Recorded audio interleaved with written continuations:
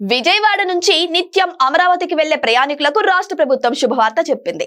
రాజధాని ప్రాంతానికి కీలకమైన సీడ్ యాక్సెస్ రహదారి త్వరలో అందుబాటులోకి రానుంది. కూటమి ప్రభుత్వం వచ్చాక రాజధాని పనులను పరుగులు పెట్టించడంతో నిత్యం వేలాది మంది అమరావతికి వెళ్తున్నారు.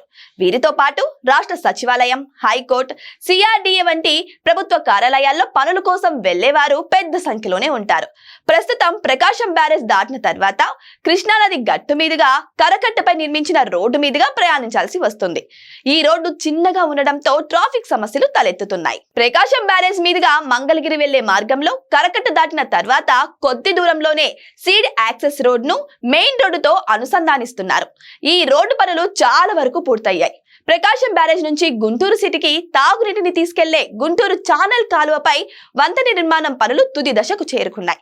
జనవరి నెలాఖరు నాటికి గుంటూరు ఛానల్ పై నిర్మిస్తున్న స్టీల్ బ్రిడ్జి పూర్తవుతుంది.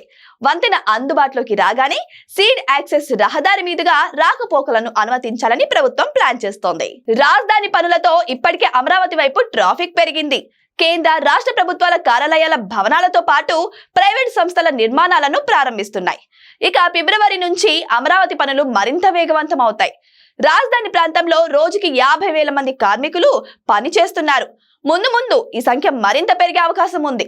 ఇక నిర్మాణ సామాగ్రి, ఇతర సరుకులతో రాజధాని వైపు వచ్చే లారీలు, ట్రక్కుల సంఖ్య భారీగా పెరుగుతుంది.